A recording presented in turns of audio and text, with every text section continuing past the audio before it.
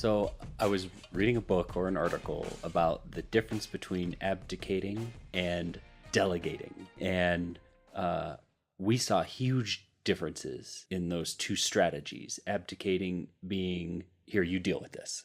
Delegating being, here's a problem, here's what we need, here's some guide rails, I need you to check in by this date.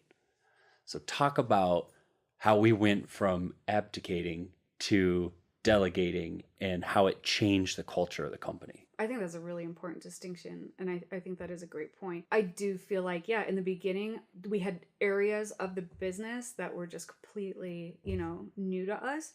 So we were putting our faith in these third parties or these new teammates to tell us how, we're abdicating to them, saying like, we don't know how this works. Tell us how this works. And tell us what your budget is and what money you need Right. and what you need us to buy. Yeah, and what would make this an attractive place to work for, other barbers.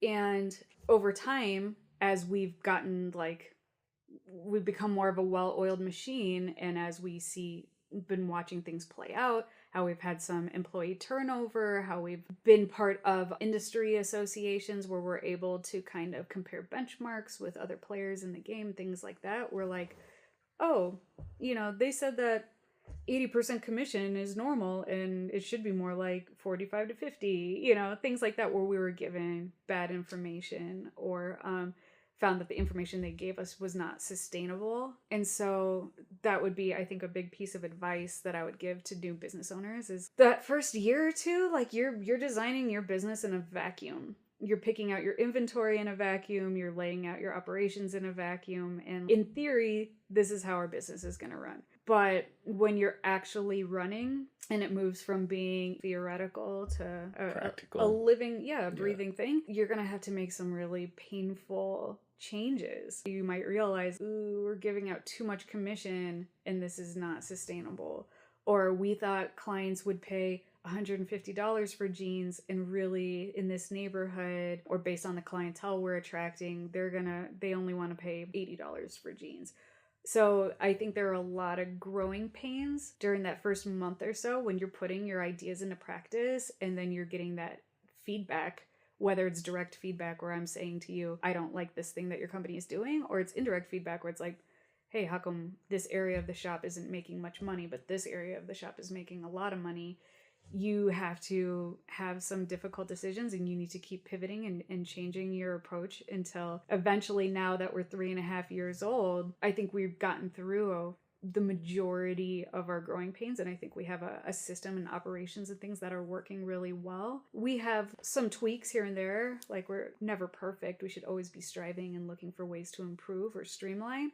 But man, in the beginning, it was stressful to find out that, the way that you had set things up was not optimal. And to touch back on abdicating versus delegating, talk about the impact it had on the mindset of the people on the team, where abdication seems to bring your team towards a mind state that is very entitled and spoiled in a really interesting way, where you'd think it would be empowering. You think that like, hey, here's a problem, you deal with it, that someone would thrive in that. Right. And either they seem to flounder most of the times, and then also in the end start to not listen to you as the business owner because they think, well, I did all this. Right. Well, I think you kind of answered your own question there a little bit. I think it's important for people to feel that their actions have an impact on the business. You don't want to feel like you're just like a cog in the machine. You want to feel like your inputs are creating outputs that are valuable and that what you do has meaning. But that doesn't mean that you want to be figuring out through trial and error every aspect of your job when you're used to working in a place that has very clearly defined expectations. Unless you have stock in the business or you're part owner, where you feel that, yes, I'm working my ass off, or I'm making these really difficult decisions, but it's coming back to me because I'm going to get a percentage of revenue or what have you.